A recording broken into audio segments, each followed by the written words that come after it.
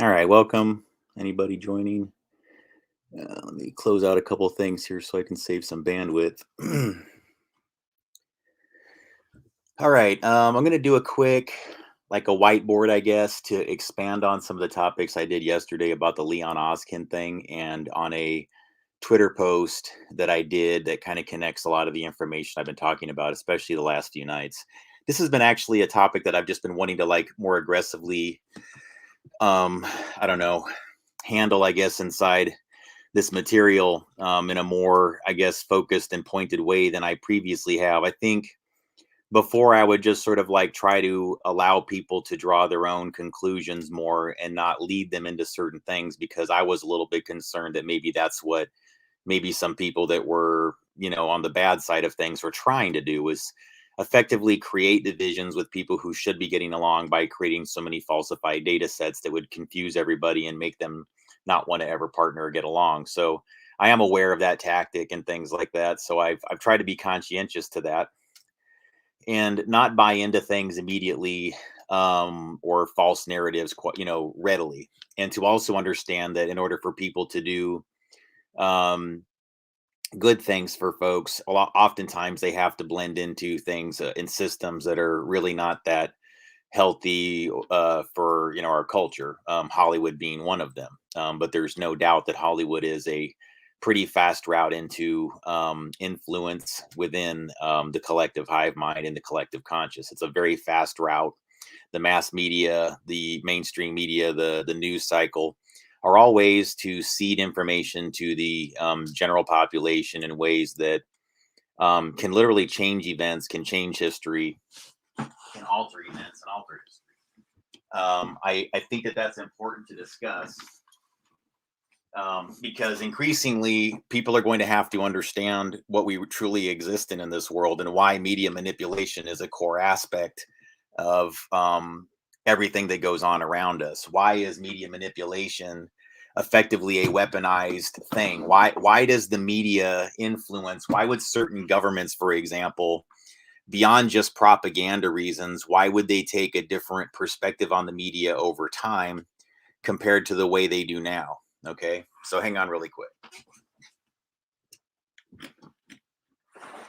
Okay, I'm on the live stream and showing 0 right now. So I just want to make sure that, that's not representative of what's the experience external. All right. Have to do some things to do verification layers on IP routes and things like that. So what I'd like you to do, though, is I'm going to show you a quick thread that I've done here.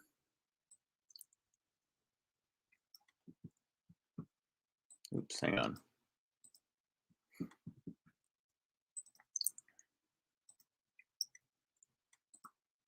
Oops, hang on. Wait a second.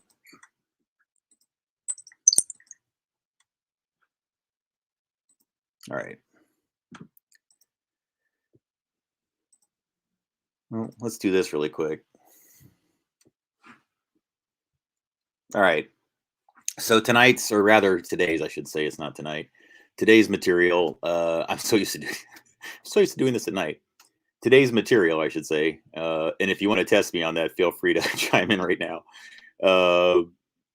Today's material is relative to this actor, Leon Askin. This is his IMDb photo profile, but he actually goes by has another significant photo that's floating around of him basically in a Nazi uniform, because one of his biggest roles was playing General Burkhalter, a Nazi general in the series Hogan's Heroes. So hang on really quick.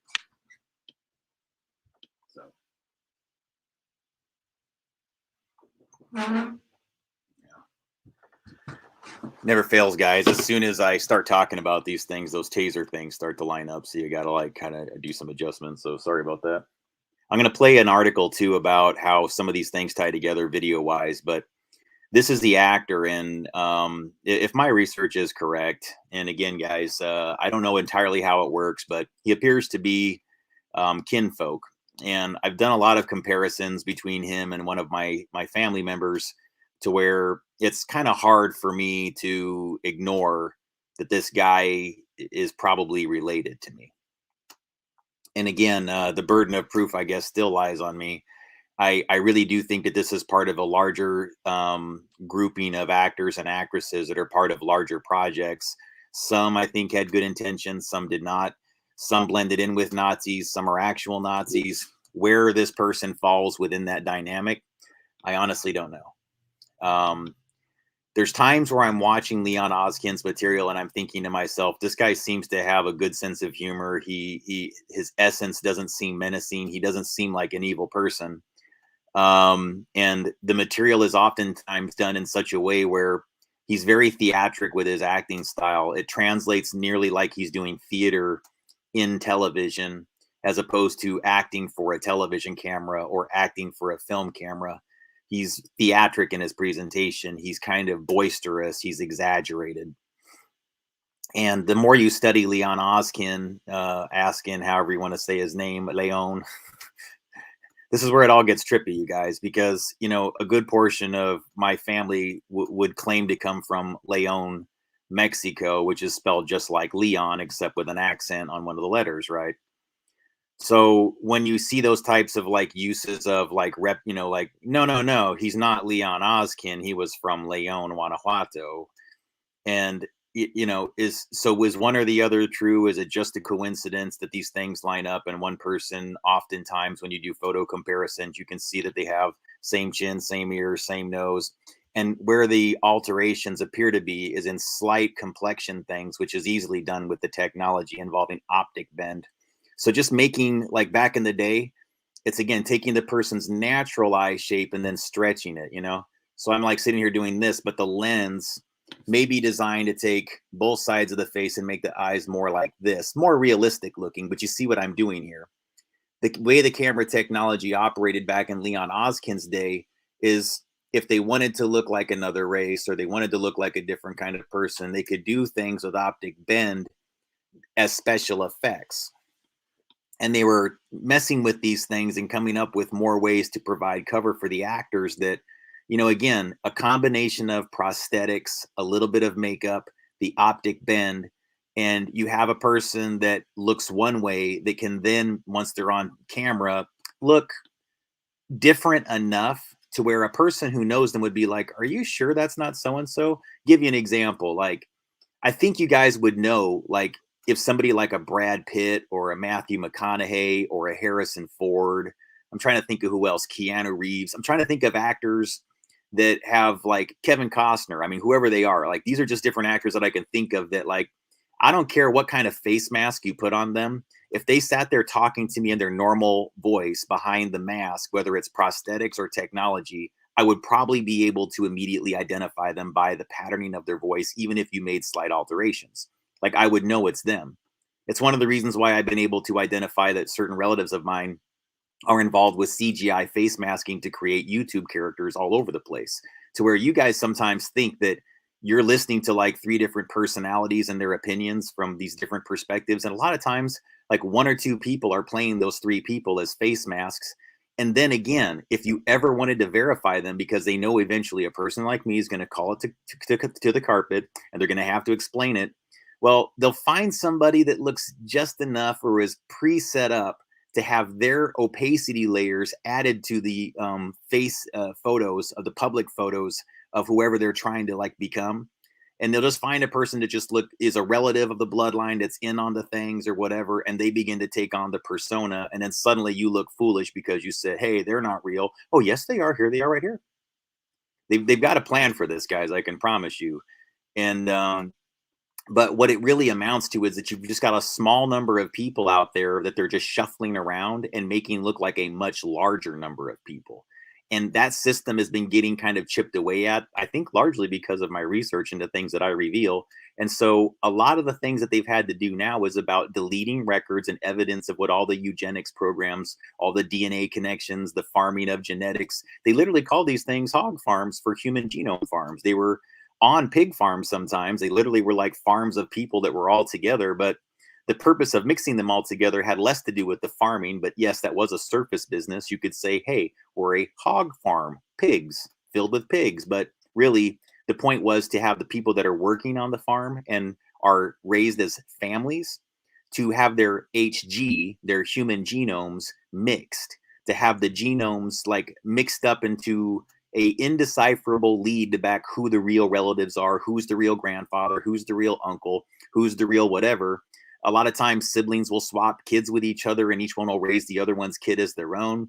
And it's a safe thing to do in a lot of ways because they can have an influence on them from a distance, and they know that if it's a family member, they'll at least be able to hold the other person accountable for some things, right? They can't, their kid's not just going to go to some random stranger.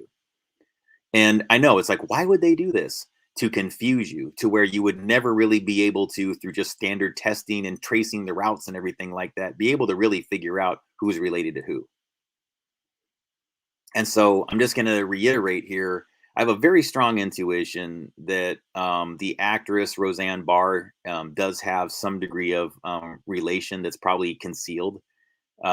Maybe it's known and maybe it's unknown, and I could even be wrong. All right. It doesn't necessarily mean that this intuition is an accurate one, but it's done through some interactions I've had with others that I believe to be like half siblings of theirs, to where I can see the thread of the genetics. And it seems to lead back to this actor, Leon Askin. And the more you watch his films, the more you can find his characteristics in certain people.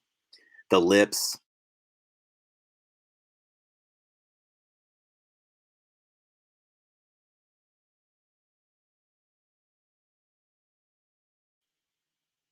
Where is this?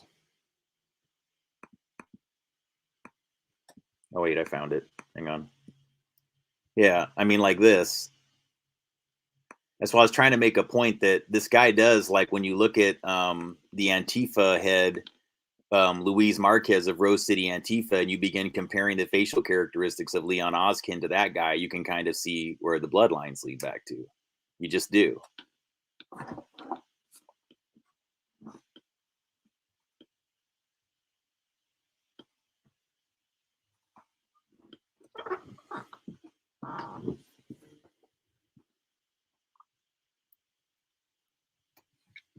All right. So now the reason why I think that even though my material is pretty esoteric in nature, and I do realize that some of it seems to the average person like, really, man, like, are you sure all this is true? Or, that's some pretty serious things you're talking about there. All right. Here's why I don't really know what to think of what the intention was behind it. All I know is that whenever I find an actor like a Henry Silva that seems to have a relation to me, or a Leon Oskin or something like that, I really do a very thorough. I mean, I had the time, so I was able to thoroughly research Leon Oskin's like television material, Henry Silva's television appearances, and I noticed how they lined up with one another. They had correlating plot lines when they weren't even in some. I mean, sometimes they were in the same series. I haven't even actually seen the episode they did together of one series because it's so out of print. It's called Lights Out. That was actually both of their first television appearances in Hollywood. So a Silva and Oskin both got their start on an episode of Lights Out. That's kind of trippy.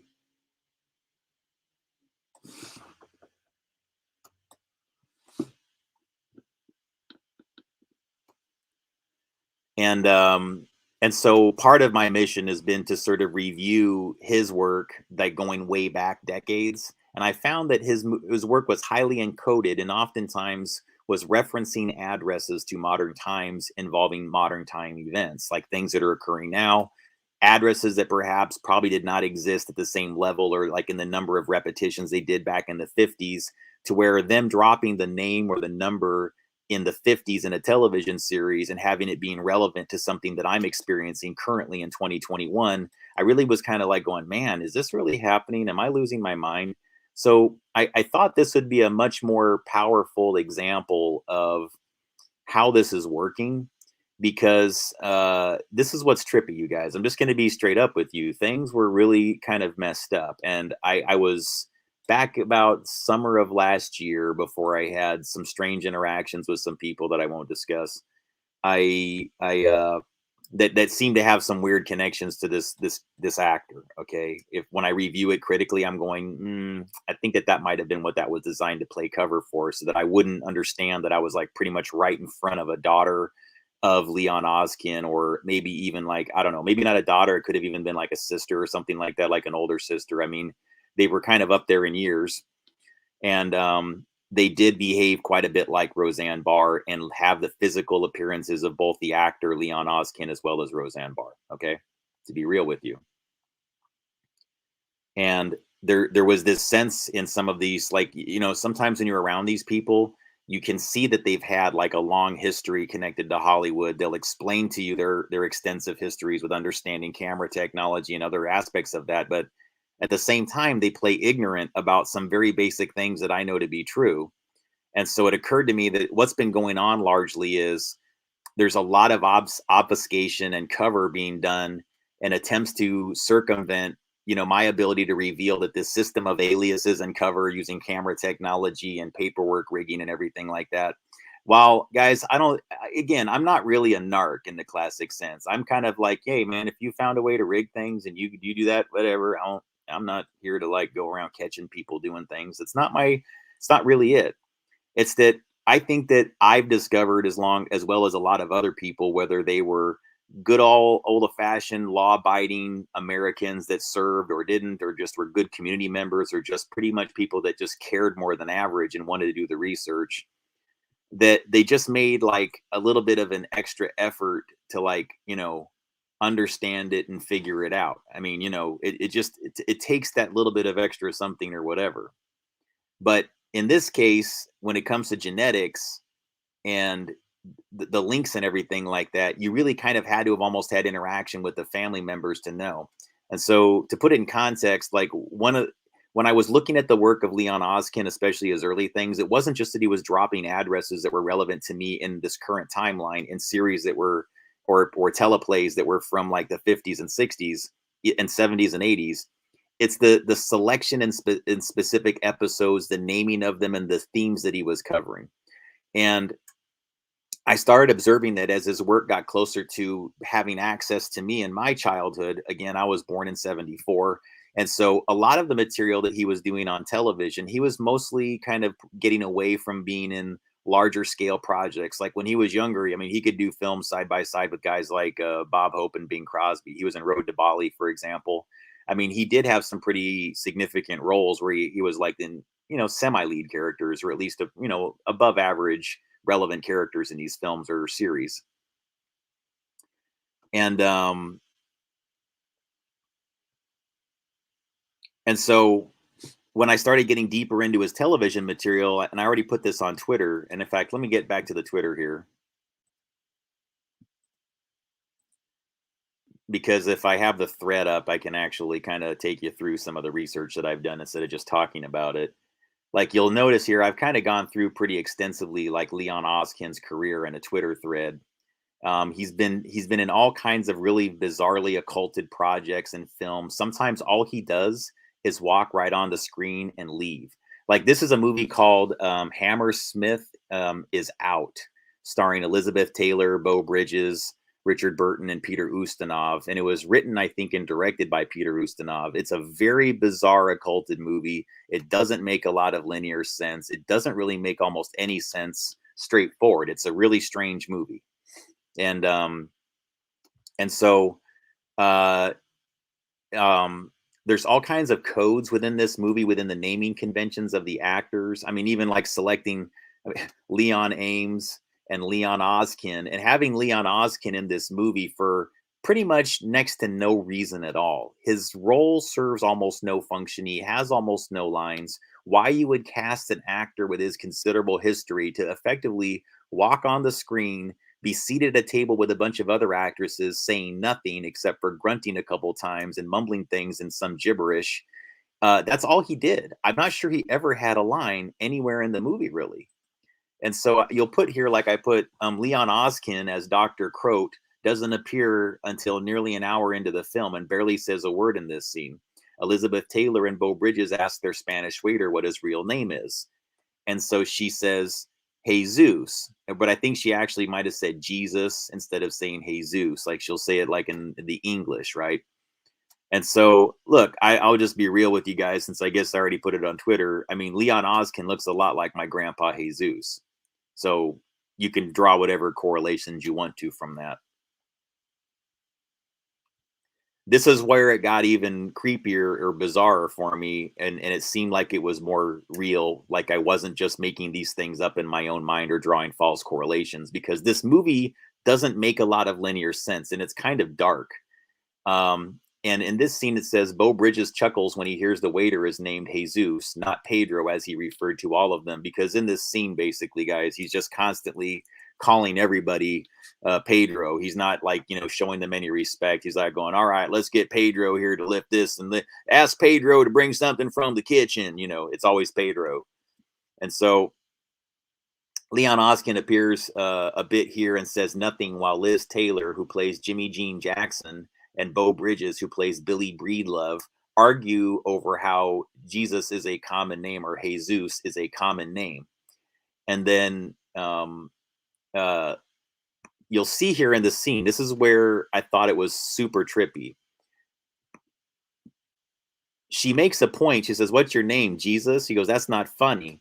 And so she makes a point to like say this in this really over the top way. Her Spanish is broken. And at the end of the scene, she says, "Well, grassy ass, Jesus." And she says it just like that. I mean, it's such a strange movie. You would have to watch it to understand what I'm explaining to you here. I get that this may not make a lot of surface level sense to some people, but if you've been following the research, it'll help you a little bit figure things out. Then I put here, Leon Oskin appears one more time as Dr. Croat, mostly mumbling incoherently while smoking a cigar and water skiing. Breedlove's psychotic friend Hammersmith has conspired with his wife to make his water ski collide with Leon. Why do these scenes with Leon Oskin even exist? Why even put this into the screenplay? Why make it a scene at all? I mean, what was the purpose of bringing this character on and having him cross paths with another water skier to kill him? What is the purpose of that? What is the larger encoded, encrypted message? Crossing their paths to create a collision through the artificial engineering and rigging of the crossing of their paths. I mean, it kind of makes sense what they're hinting at. Leon Oskin as Anton Rubinstein in the magical, wait, hang on, that's like a different thing. So trying to think of what else here was relevant about the whole Leon Oskin thing. All right. Well, we don't have to talk about that specifically because this really is about the Diff'rent Strokes episode. If you would like to review it, let me put this slide up really quick. If you want to review the episode in America, it's available on Paramount Plus. I don't know if you have to have a membership or not. I think you might. Not trying to advertise for them, guys. It's just that I tried to find the episode through other means. And, aside from paying for it on a service, that was the only place where if you have, I think even like a free subscription, maybe you might be able to watch the episode. But it's season 7, episode 18. It's called Russian Embassy. Now, what's trippy about this, guys, is like I was trying to say earlier, about a year and a half ago, about a year and a half ago, while I was in the Atlanta airport, I mean, things were really bad, guys. Like I had kind of taken my information from bureau to, reporting things that were pretty serious in nature. I could tell that there was a lot of things that were going on relative to international politics that were causing issues, specifically because during that summer, I was researching heavily the Russian researcher Valery Uvarov's material. I was reviewing it and trying to, I guess you could say, understand it at a fine-tuned level. I mean, like really like give it a good amount of attention and full understanding instead of being passive about it. And it was some pretty amazing research. And it occurred to me that Russians basically overall have a very positive orgone radiation spectrum perspective on the world relative to like the way some of them would like to see energy go on. I think what it's just to say, guys, is that more clean energy concepts that are genuinely free energy and clean energy, not fake clean energy, not where they go like, yeah, we got to, pulse all these light bulbs off and on, and that's how we preserve energy, or we got to create dirty things in the grid to create cleaner energy. It's like, not really. Most of these methods of creating cleaner energy make no sense to people that are in other countries, and even people that are here that are willing to speak out against the larger conglomerates and energy companies and energy interests will kind of go, you guys, that doesn't make any sense. You're going around replacing things and degrading our network, not making it better. Why are you doing that? Guys like Eric Dollard, I mean, who rely upon those energy interests sometimes, were like, dude, I have to work with these people because I'm trying to develop this earthquake machine. But he's trying to like also like throw out some warnings, like, are you guys sure you're doing what you're doing right? Like, you're replacing all these transformers in California, and it kind of seems like you're making your energy grid dirtier. You're making it less efficient. What's weird is I actually went to a location in California and did about a week's worth of research with some EM meters and some people that had better than average electrician experience. And yeah, I'd have to say, guys, there's definitely some shenanigans going on, definitely in some parts of California, where the electricity is incredibly dirty and leaky and just gets like anywhere close to it, you can feel it. I mean, it is really, really poorly done. And if it's that leaky and it's able to like get out of all these different places as aggressively as it is in California after they do significant upgrades, and these are things that people warned would create said events, and people's bills aren't being improved in any real way. It just seems to make things worse. Then what was the whole point of going through like all of the replacement of these transformers and everything? Again, guys, I wish I had access to the exact interview that he's mentioned this in. It was a few years ago that I heard this, but I was kind of going, wow. But anyways, the point I'm saying is that the Russians, what I learned is that they have a healthier, more open relationship with their population relative to anomalous events, things that are involve, potentially UFO phenomenon. There won't be the big cover-ups. There'll be more of a, okay, everybody, let's have a review here. Here's the footage. Here's what we see. We think that there's the potential that this could be holographic or this could be this, but as you see, as this is rotating around, there does appear to be dimension here. There does appear to be, like they'll actually like examine it at that level in a kind of way that's open. And they had like some of these things, these floating like pyramidal structures that were going like showing up over, I think, St. Petersburg or Moscow or something like that. And so I think that they're very open to something like, beautiful and miraculous happening within their society because they're creating the conditions relative to bioenergetics that can turn that into a reality. And I was really touched by that. The work that they were doing to build pyramidal structures that were real. They're building real pyramids that actually have solid foundations with crystalline, like enormous crystals in the center. I mean, just brilliant, brilliant research. And I would not be anywhere today, honestly, with my understanding of like, especially the presentation I did last night about why you can draw an intelligent, you can discuss sacrifice things relative to bioenergetics and what might be going on within secret economies intelligently in a way that is not does not welcome mockery, is not salacious and just going like, yeah, let's go after all these witch doctors. No, guys, there's reasons why these things occur. And if they're not discussed intelligently, you do a disservice to people that could potentially be victimized by these systems. And they're a lot of them need your help. Okay. They really do.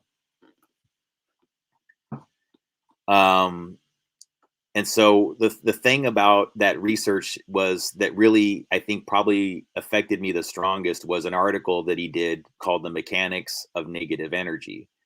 And this really helped me understand like how we can get looped into perpetuated cycles of negativity, why it's necessary to create, deadly orgone or dark orgone radiation spectrum events within human consciousness to create reality and bend reality to the favor of people that partake in said rituals. They literally use the rituals of bloodletting historically, and these cornerstone rituals, like I discussed last night. There's a function and a purpose to them that has existed for centuries. And Valery Uvarov, within this article, The Mechanics of Negative Energy, it's a very long, not that long, but I mean, you can read it in an hour or so, I would say.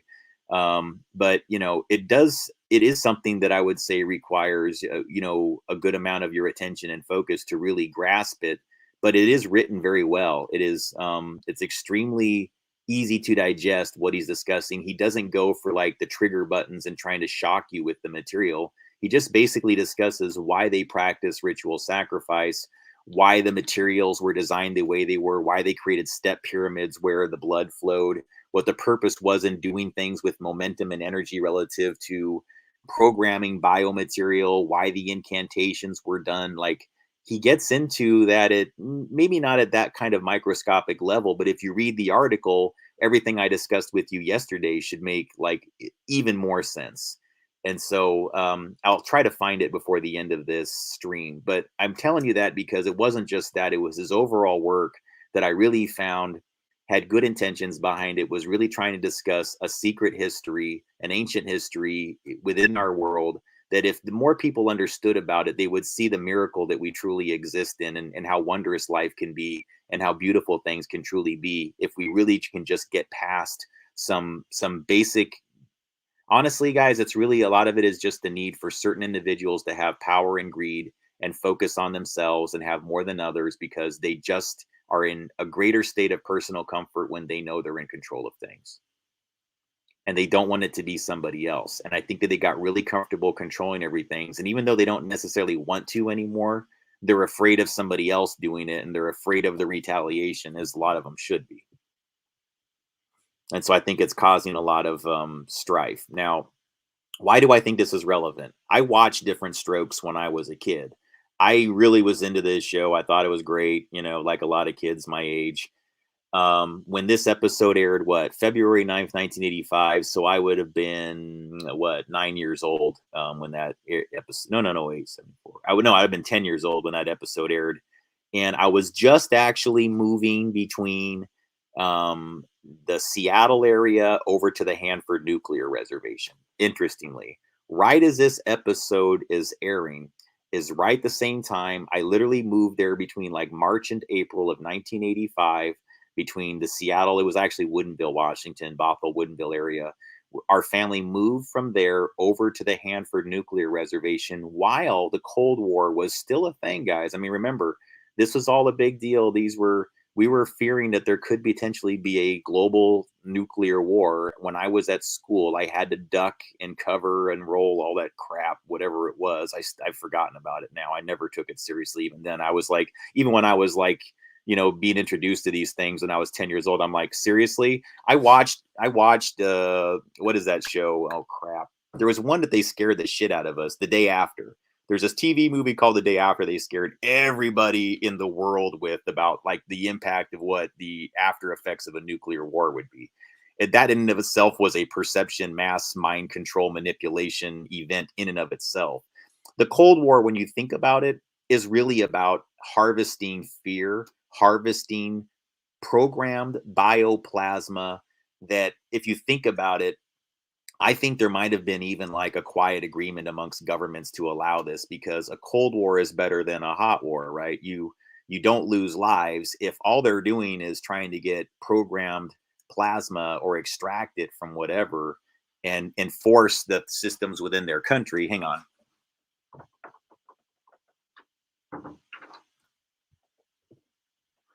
Then, you can probably see how, they would employ this method of just creating fear that would actually give more power and influence to the, what do you want to call it?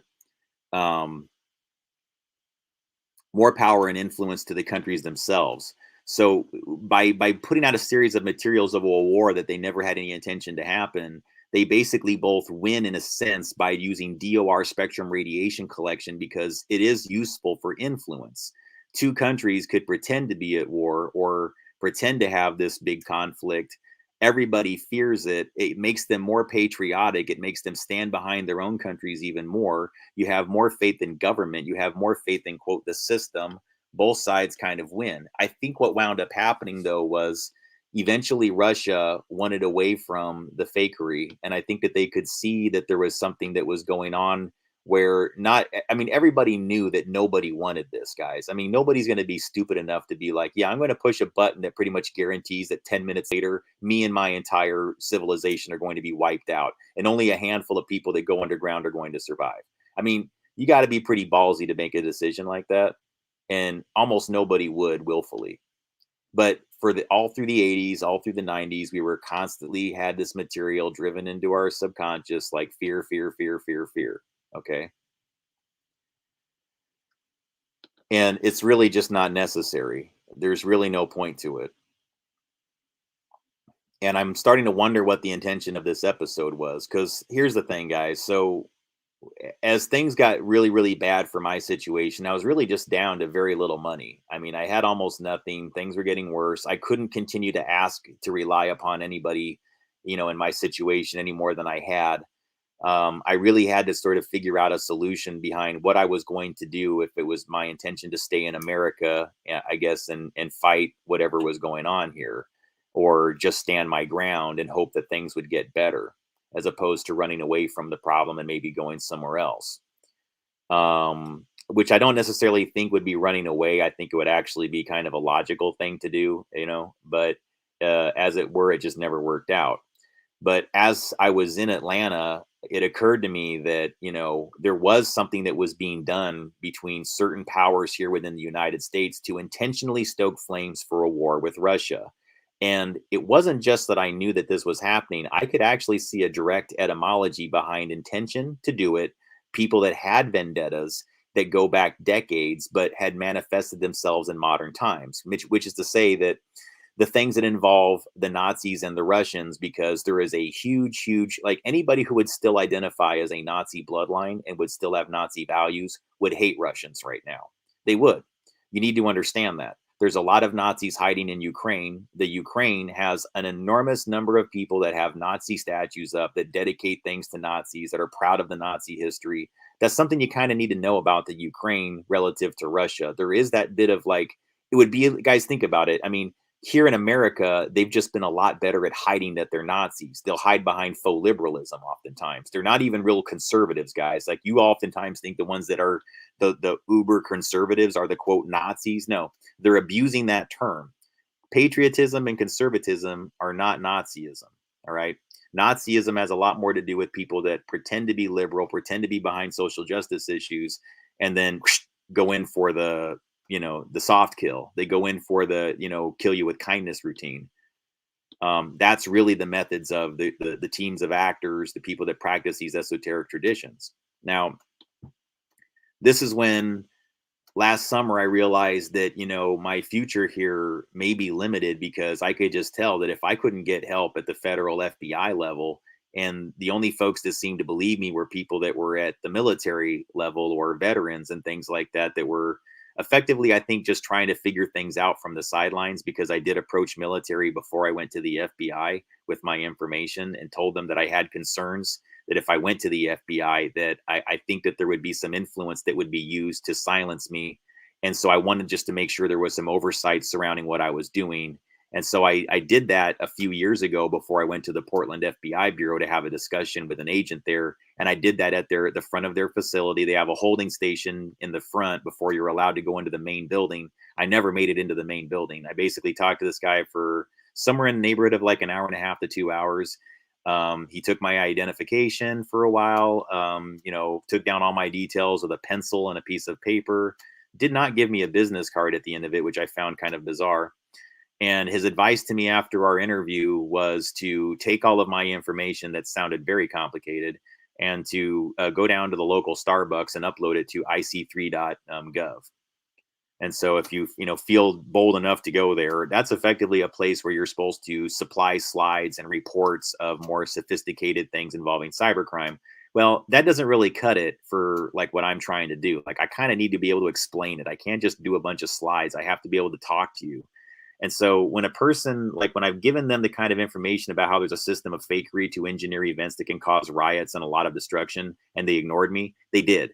Guys, I told them about this back in 2018 and they straight up fucking ignored me.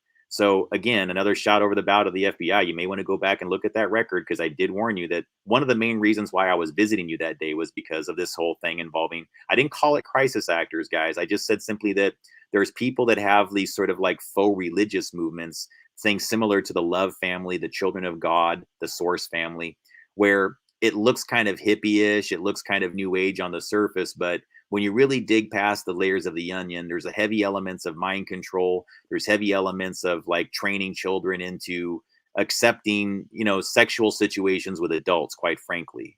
Things that are consistent with what John Griffin was doing. Honestly, that whole CNN story with John Griffin, that's kind of what the Children of God was doing with Christianity. They were effectively using the same model of grooming children, convincing the parents that the grooming of the children was okay, because they get them isolated. They put them out in the middle of nowhere, places like, I mean, seriously, like in Central America, taking them out to the middle of nowhere. They leave behind all of their family. They give up all their money to the church. Now they find themselves like in communal housing in some Central American country. And a church leader is literally saying, well, your daughter appears old enough, so it's time that she learns how to serve Jesus through flirty fishing. And they literally were sending even prepubescent girls and young girls to bars in these Central American countries and saying, well, these guys are really into you. So the way that you get them closer to Jesus is you flirt with them, you touch them. And if they want to have sex with you, that's what you should do, because then you can tell them all about Jesus afterwards. I mean, guys, that's the shit that they were doing in the Children of God. It's a really, really twisted group. And when you consider that, people like River Phoenix, Joaquin Phoenix, Rose McGowan, these are all like some pretty significant Hollywood figures that have connections to the Children of God that they're open about and have actually discussed. It doesn't mean that they're like those church members or anything. It means that these are people that were raised in cultures of mind control and significant abuse. And that's something that you have to take into consideration when you're reviewing everything relevant to their Hollywood careers, the way they communicate things, good, bad, or indifferent, whatever side you are on about their awareness levels, or their how vested they truly are in the social issues that they're about. You must look into how this type of history affects them. You see, not everybody that goes and gets inducted into these groups winds up being spun out as a quote victim. And quite a few of the people that wind up in these cults, they just become more sophisticated perpetrators of the same behaviors that the cult was trying to propagate through the Christianity mixed with mind control, mixed with all of these sort of like isolation methods and everything else. It's all documented, guys. You can find documentaries that explain all this. One's called Children of God. It's on, I think you can probably find it on Amazon Prime. It's the one that you'd want to watch is actually narrated by the actress Helen Mirren. And it was, I think, a BBC television documentary. And so how legit that is, I don't know. I mean, that could have even been just a cover story for telling people how the whole ecosystem works, and it wasn't really an expose.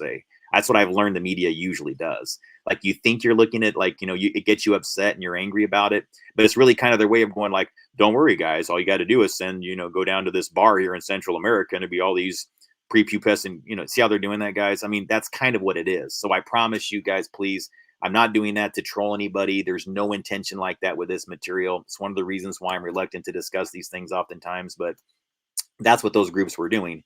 And so you can't always look at people that are promoting themselves as quote victims of these things. You can't always take that at face value, myself included. You can't just look at me and go like, yeah, that must be true. He must be. And guys, I'm not necessarily telling you that I'm quote a victim. I guess I would classify myself more as, look, things happened. But for me, it's more what I witnessed, and it's less about what I experienced or did. Like, I didn't do anything. I did experience some degree of these things, and I did witness a lot. And that's the problem. Like, I can't erase the things that I witnessed. I can forgive and forget things that happened to me. I can find my own ways to reconcile with those things and be cool with people or whatever. But no, when it comes to other people and their experience and what happened to them and the ecosystem behind covering it up, I can't shut up about that. And I don't think that everybody that would have been in my family would have been okay with that. I think that there would have been people in my family that would have made significant efforts to correct the record and make sure that they restored their family name if that were the case. So honestly, guys, I'm still confused about what Leon Askin is. But I do know that quite a few people that come from, if he is who I think he is, there's some really good quality people with very strong hearts that take, I think, significant risks to help people quite often. And I have a lot of respect and love for them, and I won't ever lose that. But I also know that there's this other element that's going on here, and it's through the concealment of other. Look, some people need the cover, and some people, I think, do good things with their cover. But the ones that aren't are abusing the system so horrendously that the people that do use it for good reasons have sort of like gotten to the point now where they're saying like, all right, folks, can't do it anymore. Not getting away with it.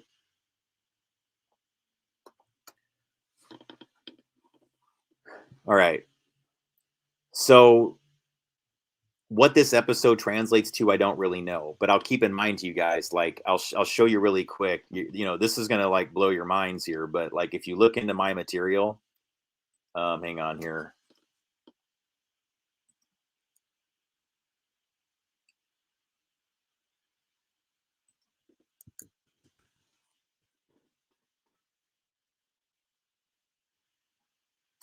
All right. Let me put this up here real quick.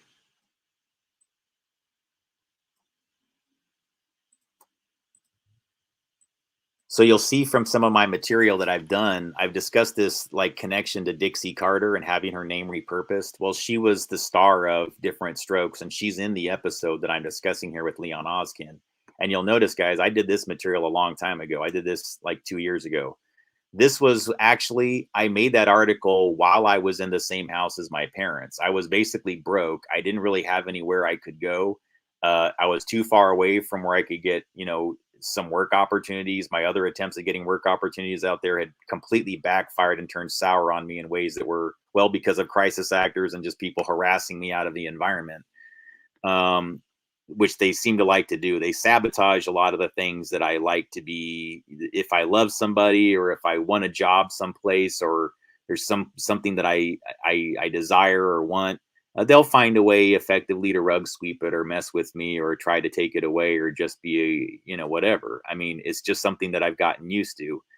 Um, and you know, this all leads back to the same groups like the Love family cult. Like they would have lived in this Bothell, Washington neighborhood where you see this, you know, little ritualistic symbol, which again, guys, somebody made, you know, fun of me and acted like I just make things up about some of the darker rituals, which I don't even want to. Guys, I don't even want to repeat this ritual. But to those who tell me that what I discussed relative to that ritual doesn't translate to what that photo down there is, I think that, you know, you're being disingenuous.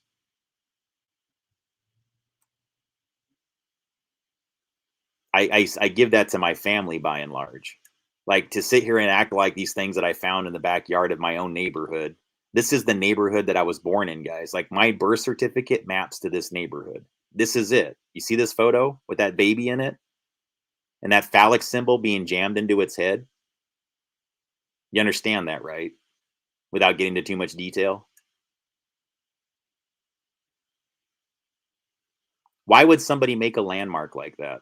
And don't tell me they're not making landmarks, because there's a lion landmark that's very distinctive. There's a baby crawling on all fours on a leash with my initials that's just beneath this. There's fist, like the fist like this. That's the neighborhood that I'm in. And then they have a whole series of smoking man faces where it's like a side profile with like a cigarette coming out of the lips, and then the bent over buttocks. And all of these symbols are hidden inside this community called Queensboro and Brentwood in Bothell, Washington, that I was born into, that is heavily connected to the Love family cult, which is part of these breeding cults and programs. And they do practice dark rituals. They do hide in Hollywood using face masking technology. And a lot of them are just predatorial. They're the ones that John Griffin from CNN would be friends with. They have similar values. And yeah, they all partner together. They all cover for one another. And they're all just sex offenders. They get away with it over and over again because they know how to bend and manipulate perceptions. When they get caught, they'll swap their story for somebody else's, because CNN especially has been masterful at doing this for a very long time, along with MSNBC, even Fox, even the rest of them. These people all knowingly promote and will exploit and syndicate false narratives with intention. So I find it interesting that, like, I revealed that one of the things that they were doing was, and it's in this article, guys, you can find it on my thing, Crowdsourcing Confusion, Gene versus Gene Simmons, Samantha Fox's, and Dixie Carter's. literally that I was finding cover businesses connected to my mom's side of the family, which, I believe that my mother's side would be related to this actress, Jean Simmons, spelled Jean Simmons.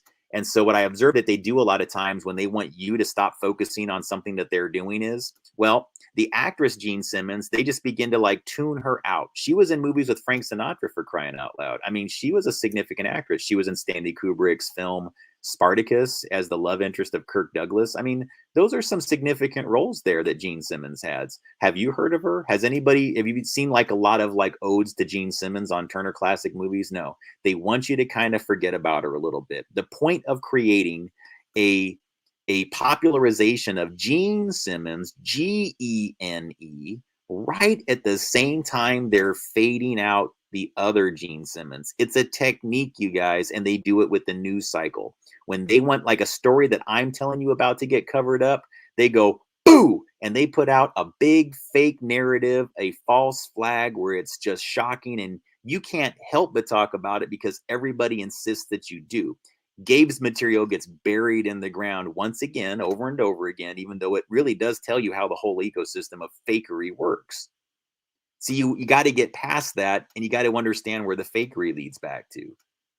And all I can tell you is my mom's side of the family with her father and her mother, I have no qualms about telling you that my mother's side of the family, James J. Pettigrew and Martha Pettigrew, who I think is linked to Gene Simmons, are very evil people that did horrible, evil things that is specifically involved children, and that it wasn't just that they placed them into intentional abuse scenarios or abused themselves, whether it was a woman like Martha that facilitated it or a guy like James that actually carried through with it and helped facilitate it.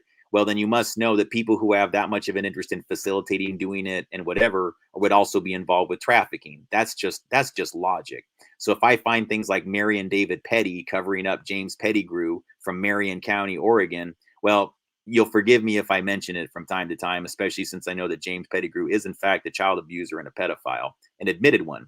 Nothing that I'm saying is accusatory or like, something that people would be able to deny. The guy is a confessed pedophile, and no one in this family can erase that they just let the guy fucking walk. They let him go. They had his address. They knew where he was. They just let him go down to Mexico, and, they're going to pretend that he was poor down there and didn't do anything or whatever else like that. But it's a lot of horseshit. He actually went very close to Leon, Mexico. So why would James Pettigrew, who is not Leon Askin, go to Leon? So that you would not know which one of my grandfathers to blame shit on. You see how confusing what I just told you is? Yes, James Pettigrew is the one that went down to Leon, Mexico, not Leon. No, the guy that he would be is dead, allegedly. According to public record, Leon Askin, about the same time as my grandfather passed on, went back to Austria to live. So it's like they were just starting to cycle down his material that he was doing in the United States. They tell people in the United States that his persona here is dead, but he perhaps lives on doing film work until they actually pass him on in the early 2000s. Why? Because it's all about covering up bloodlines. It's about covering up genetic connections. It's about making sure you don't really know who's related to who, because bioenergetics really is everything. And if you knew where all the links led back to, it would be like having a cybernetic map to who you need to influence in order to gain control over a population. It kind of works that way, guys. You would know all the central nodes and who you have to influence to gain access to others as influence. So whether or not I have it directly or not, I have it just because I'm close to it. That's what gives it to me. Even if I only have 5 people watching right now, it makes no difference.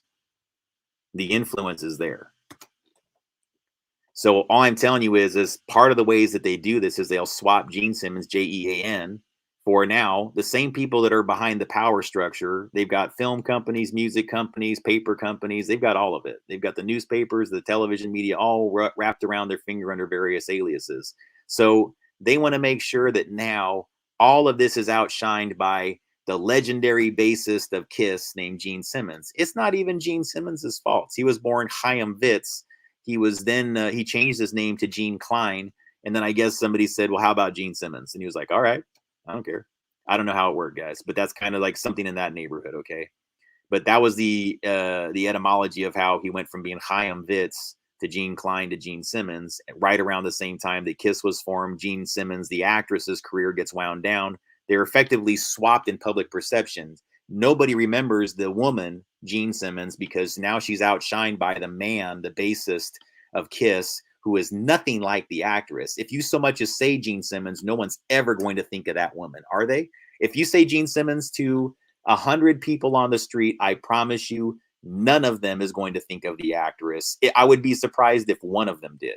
No, they're going, if they do know who he is, they're going to think Kiss bassist, legendary Gene Simmons, right? They won't think of the actress. That's the point, so that you don't know that she leads back to potentially James Pettigrew and Martha Pettigrew. Because what she really was in Hollywood, if my research is correct, was a gateway to these other economies. A lot of it was communicated through the films. Then I noticed that they seem to have an interest. Again, it's hard to detect and prove, in this company called Panda Energy. And that Panda Energy is owned by, of all people, the Carters. You know, like this thing down here, guys, this baby thing with the penis, the phallic thing by its head. Okay, that's off of Carter Road. Interesting. Now, right here, this is where you have the intersection of the Dixie Carters, because Dixie Carter becomes the other Dixie Carter. See, Dixie Carter of the series Designing Women, when she passed on, people kind of like know that she's that actress, but they're using a similar method to where it'll kind of confuse people about who you're really talking about. Because I would say that this is a different situation where they're taking the same technique they use with the Gene Simmons, but this is more for a different form of obfuscation, using the same form of occult mirroring, of combining information or confusing people. Because the new Dixie Carter that is a kind of a puppet fiction, I would say, that's mixed with crisis actresses, that runs the, believe it or not, guys, the what is it? It's called Total. It's something. It's a wrestling channel. It was used to be called Total Impact Wrestling. It used to be called TNA Wrestling. Yeah, TNA, like tits and ass. That's what they call TNA movies. TNA, tits and ass. So yeah, and so she was running that as a subdivision of an energy company. I mean, literally, guys, an energy company buys a professional wrestling organization that does media broadcasts like WWF and all that, but just not on as large of a scale. That to me was like batshit crazy. And so when you see weird things like that, you kind of go like, all right, so what is that about? And then I was like, oh my God, this is just another way for, again, puppet fictions, fake families that own interests in these larger organizations. That way, nobody's ever held accountable. They can always blame some puppet fiction. And it's like going, yeah, well, they shouldn't have been doing all those rigging of energy markets. We caught them, guys. Don't you worry. We're taking all the Carters to jail. No, no one's really, I mean, guys, they didn't do anything. I'm not saying those Carters did that. What I'm saying though is that that's their function. They're not really in control of things like you would think that they are, even if the companies are named after them. Oftentimes it is just a cipher. It is just a way to say, like, this is the puppet stand-in for the larger interest. It really is like kind of an umbrella corporation thing that we're existing in here, folks. How else do I tell you? Like, you think that it's all owned by different people and subdivisions, but not really. It really all does lead back to a central eye. And I know things, guys. Like, that's from the Muppet movie. I mean, that scene right there, the guy up in the upper right corner looks a lot like my genetic pool, just put it that way. That's Telly Savalas with, well, that's the actress Carol Kane. And between Carol Kane and Telly Savalas is Kermit the Frog. And at exactly 13 minutes and 13 seconds, Kermit says in the El Sleazo Cafe in the Muppet movie, "No, no, myth, myth." At 13 minutes, 13 seconds. You can clearly see it if you load the film in. That's when it happens. This did not happen for no reason. Okay? There was a purpose behind why this happened.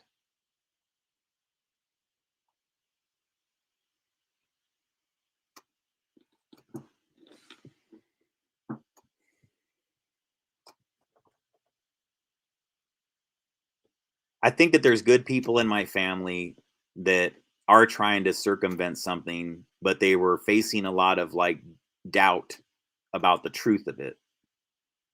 And the timeline technology is an aspect of proving it. And I think that this Diff'rent Strokes episode is kind of a way to communicate that from 1985 to tell you that in 2021 that some of the things I'm telling you here is reality. That's a hypothesis that I have.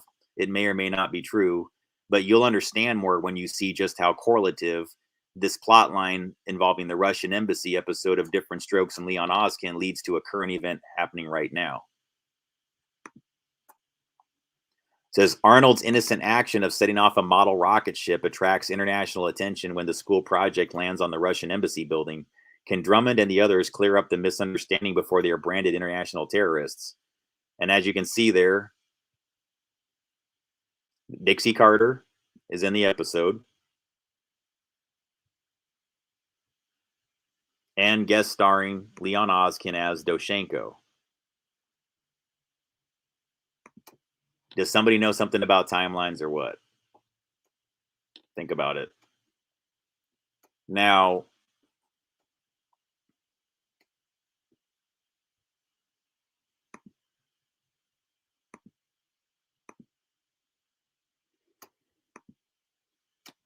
here's my slide about why this correlates to a modern event. About a year and a half ago, I did in fact send a message to the Russian embassy.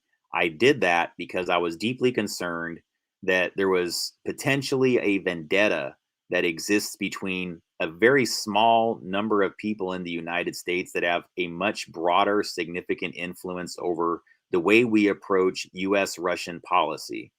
I was very frank in this letter in that I was concerned that it could somehow be connected to the fact that my own aunt, Catherine Warma, had been blacklisted and banned from Russia over the prosecution and arrest of Roman Seleznev and the handling of that case from the United States Department of Justice while my Aunt Catherine was still there. She's now retired, to be very clear about that.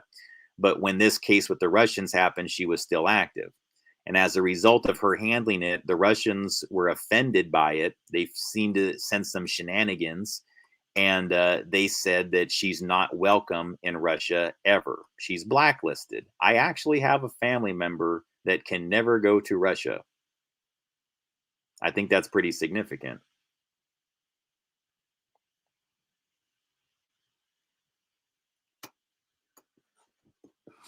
Can we agree that maybe if there did exist timeline technology, why would it be little old me? Well, why do you think? Why do you think that I would be the person that would be the one they would be communicating with?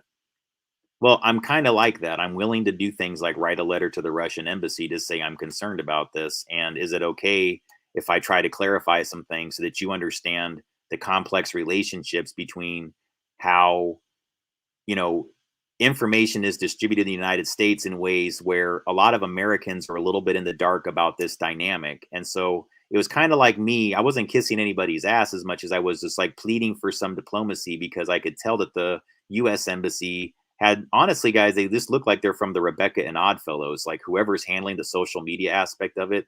All they ever do is poke at Russia. And ambassadors, look up the term. Ambassadors are not supposed to be there poking at one another. They're there for diplomacy.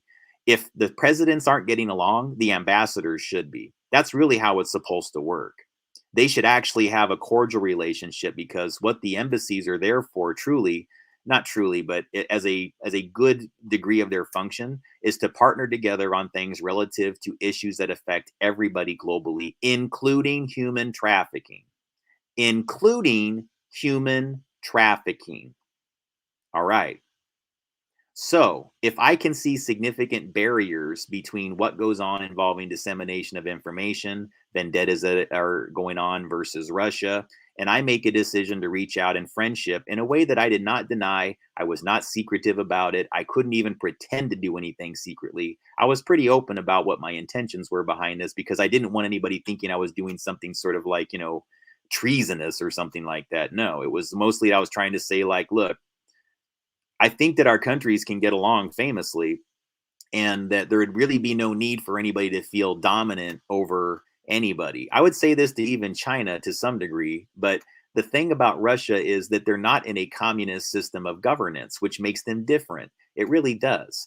And we should not be closing our doors or trying to limit progress in Russian innovations. If anything, I believe that America and Russia would greatly benefit from a partnership relative to things that involve bioenergetics and bioenergy research, because it involves human DNA. It involves something very sacred and precious that we should all care about, which is the future of our families, the future of our children, and hopefully treaties that would involve banning any types of devices or any types of things that could potentially cause harm to a child, whether they've been born yet or not. There needs to be treaties. There needs to be assurances that people who know how to use things that are X-ray, gamma ray, electromagnetic, scalar in nature, that are more esoteric, that the Russians do have a very strong understanding of and are very much more open about discussing within their population. And average people, they're having, like, they mess around with these things and understand it. People in America, it's like only like this really criminal element that really gets it, and they just run around aiming crap at people. And then, well, we just got a law enforcement and federal and otherwise that just aren't equipped to do anything about it. And if they're not involved, they just don't know what to do about it because they don't have the technical training, which they need desperately. And I would say that what we need right now is a sort of a global treaty on bioethics and relative to the use of energy, manipulation of DNA, CRISPR technology. It all needs to be an all-encompassing treaty on respecting borders relative to not crossing lines that could potentially create conflicts with other countries, whether it be Russia, whether it be China, whatever. That also translates over to technology things, like I was saying, like with telecom infrastructure, with Huawei being inside, systems inside, American infrastructure and things like that. Like, can we agree that there might be some sense that's being made there, that maybe this would make America more self-reliant and have more innovators here in America instead of relying on the innovations from Sweden and from the European manufacturers or the Norwegian manufacturers that are doing things with telecom infrastructure? Because in America, the innovations really aren't happening here. And that's a huge problem. If you don't have more people in America who understand the basics of telecommunications infrastructure and innovating it on behalf of America, for America, in American companies, wow. Well, you're seeing the results of it right now, folks. It's basically where all of our information is for sale to the highest bidder. And oftentimes the people that are selling it don't really like America very much. And they're all too willing to sell that information to another country or to another party, criminal or otherwise, for whatever reason, simply to gain more influence with those groups. Like, hey, do you don't think that a telecom infrastructure wouldn't like maybe make some shady deals with two opposing nations so they can gain access to providing the telecommunications infrastructure, a base station like every few miles to every mile inside their country? You know how much money those companies make when they do that? That's huge. Whenever they gain access to a new country, that's base station after base station, $500,000 being dropped at a time by these companies to buy the hardware. I mean, come on.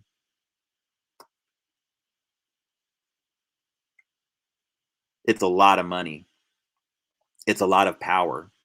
And when you run the telecommunications infrastructure for somebody on their behalf, like America tends to do, they're farming it all out. They're trusting somebody else. It's never them, even within their own companies. Like I worked at Sprint, as a contractor, and guess what? We were all contractors. I'm like, does anybody work at Sprint? Hey, and guess what happened, guys? Sprint is no longer. That's what happens when you run businesses like that. Okay. You can't run a functional business off of nothing but people who aren't invested at all in it. If it's all done with private contractors under private industry or whatever like that, I mean, again, guys, I applaud it. I want more innovation. I don't think we should be into like big models of socialism and communism. What I'm talking about here is like sensible technology borders, sensible policy like Russia's adopted, where, yeah, you don't see Russia inviting like every hardware manufacturer in the world onto their soil to provide access to their telecommunications infrastructure. They don't do it the same way that the Europeans do. They don't do it the same way America does. And guess what? I would argue that their policy is far smarter. It's far more intelligent, not restrictive. You see, people maybe should follow that basic model and then open up other avenues for business and partnership and commerce. That way, whatever you're giving up is being replaced with something that's infinitely better for society and will actually allow greater trade in our societies to equally thrive. And that's all I was trying to proposition to them, was that, look, I don't want this to be about drama. I didn't say it like that, guys. I was way more coordinated with my letter. But I just said I wanted just to have the opportunity to explain it to them, to say, like, I am sorry for this. I am related to some of these people that you've blacklisted. And I think that they had good reason to blacklist them, to be honest with you. I'm not sure I said that in the letter. I understand why they did, because I found the same fakery myself here in America. So what am I supposed to do, guys? I mean, this isn't a US versus the Russia issue. This is a, truth and integrity within our networks, within our systems and everything type issue. And these are people that have caused potentially some serious conflicts of interest, have caused the ability for our information and our prosecutions and the things that we go after relative to other countries and people. It makes us look bad. It makes us look like we're not being genuine with others. And I think it's because oftentimes, because of this media control, they're able to seed narratives that get even law enforcement to believe it. Like, what choice do you have to believe something once all the major networks have said it's true? So this one I think is relevant because a story has just been put out over the last couple weeks. Well, this has been going on for a while, but they just made a significant, headway in this.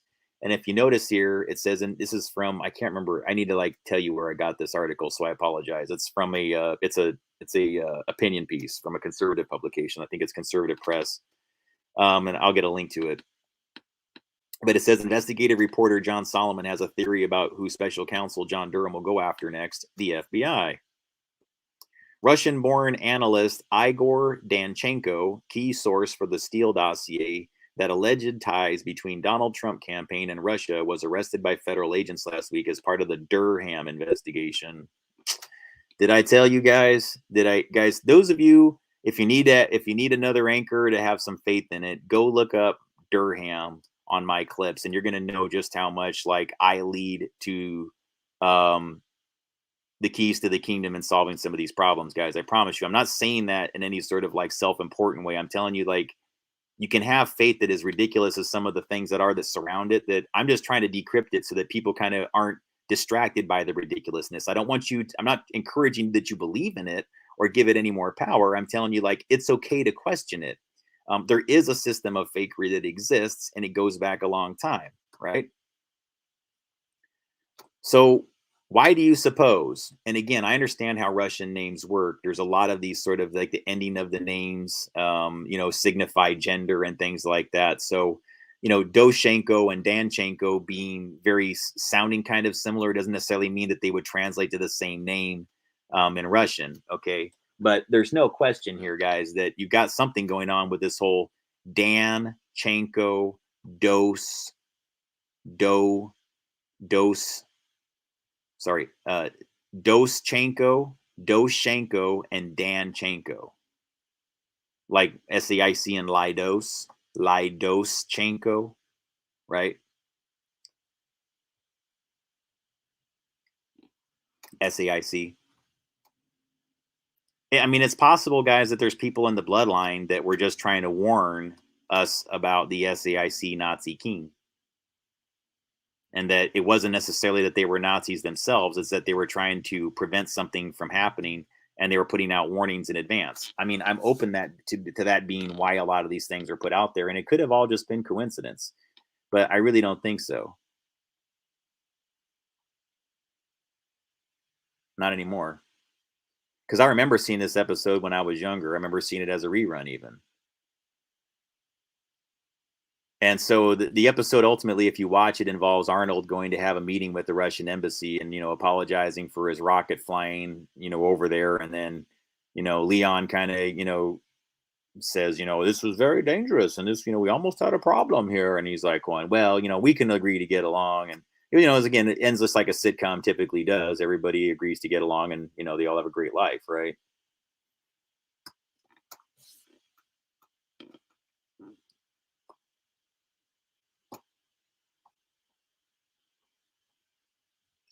So it says Solomon explained that he believes Durham is dealing with two buckets. In one bucket, there are the last two indictments against officials who are connected to Hillary Clinton and their plan to feed the FBI false information about Trump-Russia conspiracies. Let's dig deeper into that. Hang on here.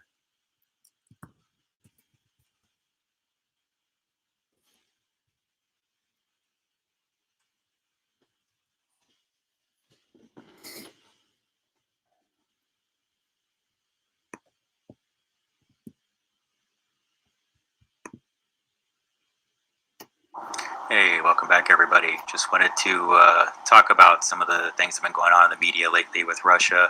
There's been a lot of disinformation kind of running around, and it's kind of made me disgusted with the mainstream media personally. I can't really watch it anymore, and I've kind of abandoned RT America and other news outlets because I've just noticed similar patterns to the way information is spread in the United States, and but more importantly, misinformation. So I wanted to focus a little bit on this story about um, a gentleman that was from Russia that was convicted of, I guess, credit card theft and credit card number theft and cybercrime. And as a result of this case, the man's name was, let's see here. Sorry about this, folks. His name was Seleznev, and Roman Seleznev. And when this happened, the response after the Department of Justice did this was that Russia responded by blacklisting some U.S. Department of Justice officials by the names of Ethan Ray Aronson, Catherine Worma, Norman Barbosa, and Charles Seth Wilkinson.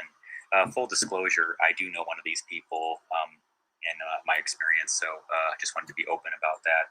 Because really what I'd like to do here is because I do have an affection for Russia, and I do care about our country also. And I do know that it's in the best interests of our country to get along with Russia and to have a harmonious relationship with the rest of the world. So if I see something that may have involved, maybe somebody potentially that I'm close to where I can maybe respond as a mediator, I want to make sure that I do that. So just plain trying to be fair to Russia here and just trying to help our country understand what I'm trying to do here is a little bit just to play. I'm not going to say, well, I'm just trying to say, let's look at it from their perspective. What would they be thinking if they saw some of the data that I found? Okay. So in reviewing what was going on here, I found a company called ProAct. And what ProAct does is crisis assault actor training or crisis actor training. So if you're not familiar with what that is, a crisis actor is basically a person that will be like in emergency situations. They're there to sort of, pretend to be one of the victims or whatever, and play along with the ambulances and everything like that, so they can do like a simulation. Okay. And so I kind of noticed that, that same last name of the person that I know was attached to some of these companies. And so I started saying, how would Russia perceive what was going on with our mainstream media right now, knowing that there were connections to the Department of Justice, this person's name, and a company that trains actors, to do scenarios and, mimic things in public. And so, I just wanted to offer that out there to people on all sides, let them know that, if I can be a mediator in this and have a discussion with people on all sides to maybe, find out what's going on here a little bit to see if there's some concerns that need to be addressed so that we can have a good relationship again. I think that would be very valuable. I think it would also help smooth over the relationship between, the media, our president, because, I may not agree with Trump and I don't really necessarily like his policies and things like that. But the one thing I do respect is he's trying to have a good relationship with Russia. And I think that although guys, I kind of warmed up to the guy. That was done in like July 2018. So, whether he's a character or whatever like that, I would say that whatever effect Trump had on me, it definitely helped me lean in a little bit closer towards conservatism relative to before, just because I could see the fallacy of liberalism. It doesn't necessarily make me a conservative now. It just means that, yeah. So just telling you that, I think I was a little bit more like trying to explain away what was turning into an affection for Trump to some degree. I was starting to like his policies and things, and I was like almost apologizing for saying it. So now I'll just tell you that that's kind of what that was. I just was starting to change a little bit in my perspective is all. There may be some things going on with the mainstream media that are trying to prevent that from happening. So really all I'm trying to do is just try to get everybody to kind of put down their swords a little bit, because some people are very skilled at disinformation and some people are very wealthy. Some people have a lot of exploits into certain groups and can manipulate perceptions from afar. And so I just want to make sure that we're being fair to everybody in all these scenarios and we're addressing these problems appropriately. So so as I was, researching that, I kind of did track them down to California. And so I just want to be open about that too, folks, because I do know a lot of people that view this material are aware of me and people that I know and that are connected to my family. So I just want to be transparent with folks and make sure that they understand that I'm not trying to, conceal anything, but at the same time, I'm also trying to respect that, people have to live their lives too. So, but since these are all things that are offered as public services and publicly available businesses and everything like that, I'm not advertising here. I'm not trying to promote any of these services. I'm not going to tell you that they're good or bad. I'm just trying to say that if you are Russia and you are viewing all the names attached to this case from the outside, knowing what you know about some of the things that I've discussed up until now, especially involving wordplay, you might be concerned if you are Russia, and you might be concerned rightfully, I think. So this is really just to say that I would like to be a mediator in any discussion, and maybe help bridge the gap informationally. If I can do that, I would like to. All right. So that's kind of the quick. Okay, before I start talking about the case involving.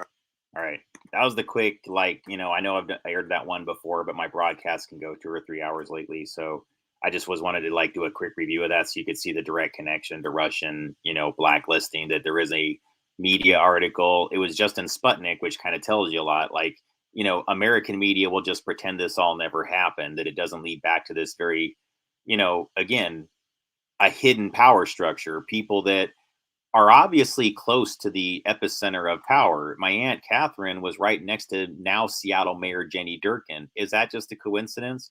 Is it just a coincidence that Obama's appointee, Gary Locke, who went on to become ambassador to China and Secretary of Commerce under the Obama administration, is the one that appointed Catherine Worma's husband, my uncle, Uncle Ricardo, to Seattle School District's administrative group? I mean, guys, when these things are all that close together so many times in repetition, and on top of it, my Aunt Catherine was participating along with Kim Worma, who is part of PROACT, Crisis Assault Actors. They were all at the Washington, D.C. protest with the pink, vagina hats. I mean, it's there to tell you that what side they're on when a person that lives in Seattle is willing to go into a very large crowd of thousands or hundreds of people in Washington, D.C. with a pink vagina hat on, and to spend that much time, effort, and energy to do it. I think you have to be pretty sold on your belief systems to go through that much effort. And if my aunt, who was at the Department of Justice, who I see close to quite a bit of fakery that is there to discredit conservatives quite frequently and cause problems with Russia, if she's at that protest with a crisis actor training person and they're both wearing the pink vagina hats, I have to raise an eyebrow about what their true value systems are, what they might do with their political positions and influence, and what they may be actually promoting. I have to at least ask the question, because you see, a lot of them have the ability to affect the reputations of my entire family. I don't like that. It affects my reputation. It affects the reputations of my cousins. A lot of whom I know don't know this is going on or what this is, and may be pissed off at me because I talk about it, because they themselves would have had a lot of these crisis actors in their lives too, surrounding them and creating fictions that they believe as well, just like I did for decades, until I woke up and realized that in some cases, guys, I'm not joking, there have been times where they would use repeat actors or actresses in my life. They would recirculate a person that I met when I was younger, maybe in the single digits or as a teenager, and then they become a coworker of mine when I'm in my 30s. They recirculate the people with aliases.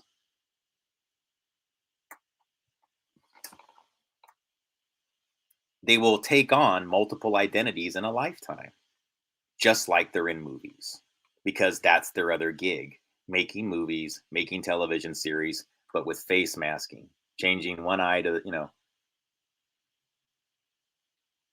that's how it was done back in the day. More bulbous cheeks, stretched out face, longer face, chubbier face, all done just by bending optics, changing the lens, fisheye, doing various things of bending. That's all.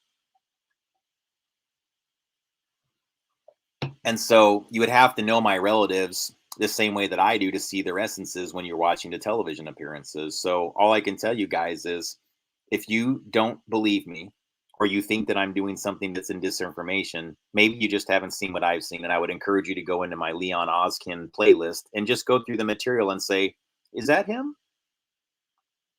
Because you're going to see the same guy that had that nice, joyous, look, he had a wicked sense of humor and he was like going, Gabriel.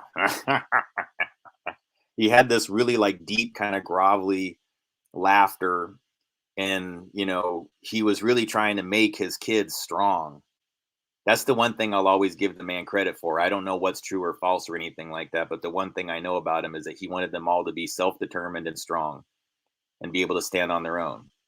And he would do anything it took to teach them a lesson to make sure that they were taught it hard. He wanted it to be like really ingrained in you to like figure it out. And they have a look, the sense of humor and the way they go about teaching you a lesson, man, can be like, it's brutal. I ain't gonna lie. But I don't resent them, and always for the technique, because it's extremely effective. It taught me a lot, and I feel blessed and grateful no matter what for having the childhood that I did, regardless of all the effery that happened and all the negative characters that entered my life.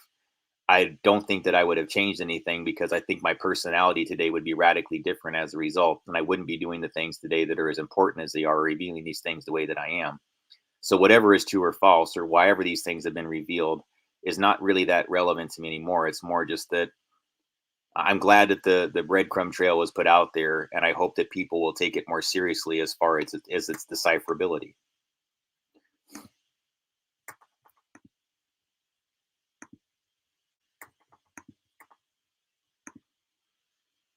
So to summarize this really quick, because I can't do this one like all day here or anything like that. What you got here is Leon Askin playing Doshenko and Igor Danchenko. I think if you ask me, guys, just based on the letter that I wrote the Russian embassy before having any knowledge of this, what might have been known within timeline technology and been exchanged information wise between people that would have probably had an equal interest just to preserve peace and to keep everybody in a non-war state, that there may have been some awareness about that some of this fakery was going to occur. And there may be people inside my family that would have been trying to warn you in advance. It might have been people like Henry Silva. I tend to see that he does things that are more benevolent in nature. I don't have negative associations with him, but I honestly don't know where they actually fit within their warnings, or if they truly are warnings, or if they're trying to make something manifest. But I can tell you that this pretty much says to me that a lot of what I've been telling you about FBI corruption, about the fact that there will be some accountability potentially in this country where we're going to get significant change, and that why you should have faith in that, I think has a lot to do with this data set, as weird and abstract and as bizarre as it is, that it leads back to old Arnold Jackson and the world don't move to the beat of just one drum. What might be right for you may not be right for some. How's it go? What might be right for you may not be right for some. A man is born, he's a man of needs. Then along comes you. Yeah, Diff'rent Strokes. I actually did a karaoke of Diff'rent Strokes for some strange reason. I was just doing 80s like television theme songs. I was doing like Welcome Back Kotter, and I did Diff'rent Strokes, and like I think like Family Ties or something like that. I was doing like a whole bunch of like the theme songs from various television series like about a year and a half ago. It just as clips to be like goofy. So I don't know. Maybe there was something that like I had an intuitive thread there where I was going to figure this out. But if you look up the word, in fact, I'll just show you really quick, guys. Like you'll see that I actually did do some reporting on this. If you look up on my channel, just look up the word Durham and you'll see that I was actually, this is what's bizarre about it. It's called the Durham investigation, but the whole time the Durham investigation was going on, I was staying in a hotel of all places in Durham, a suburb of Portland. Weird, right?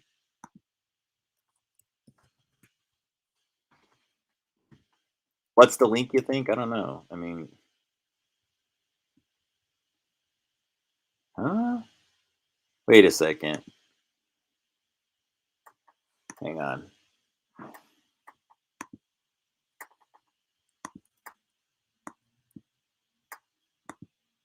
This is weird.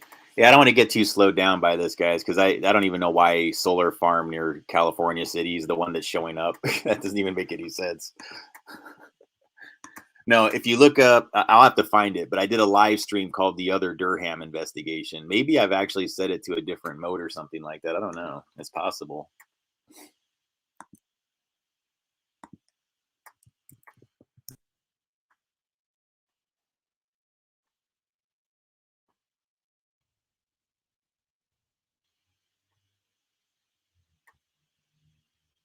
See what it says here. No, that's not what I looked up. There it is. See, I told you I had a clip about this. See, The Other Durham Investigation. There I am. Just want there to be a record out there that this actually happened. So, hang on.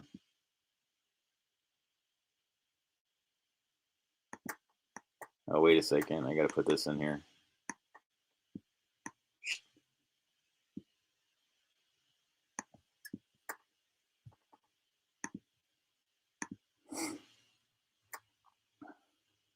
Because this kind of leads to a lot of the same data, guys. Like all of this will be connected. It's just it's such a big puzzle that you would have to be a person that's been studying my material pretty closely for over a year to kind of understand why this is all kind of funny and why you might be able to like, hey everybody, how you doing?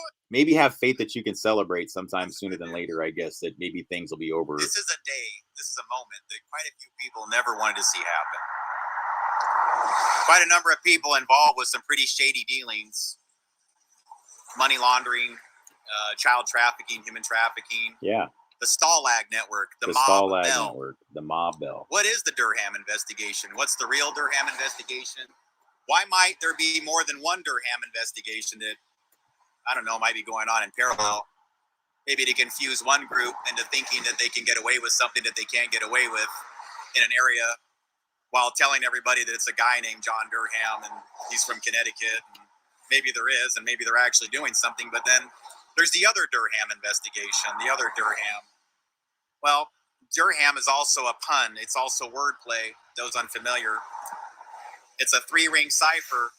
Do, R-H-A-M, also do, R-H, ham. What's a ham? Ham is a public safety frequency. Ham is public radio. It's this can go on for a long time, but I don't know. Let's just put it this way. I'm going to leave that as the historical record that, you know, I know things.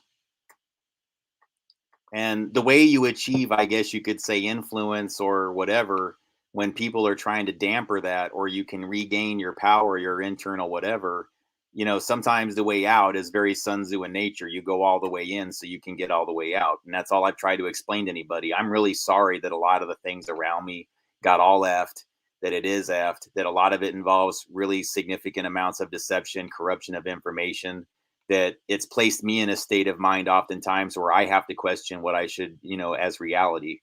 And so I want to thank everybody that's stayed close to me, especially recently, to say that, you know, I'm sorry that I'm not as, I should be better. I should understand things at a more sophisticated level. I should see that there's more levels of nuance and ways that things could be possible.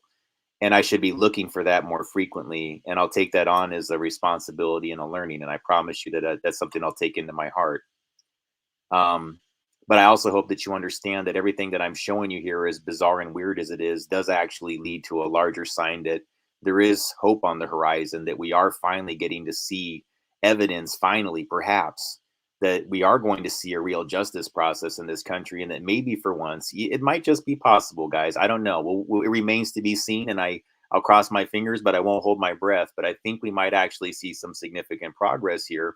And never forget the ability of you to change that by just having faith in good people that are decent, that want to see our entire world thrive, but us being as sovereign nations, individual nations of our own design, that we have control over individually, where we can reach out in partnership and love and that kind of thing. And that's all I was trying to do with Russia. And I hope that they understand that. I hope my own country understands my intentions, that it was done through love of America, and it was done through what I'd learned from them, which I hope that we'll have an opportunity to as well. So thank you for joining this afternoon, and have a very good day.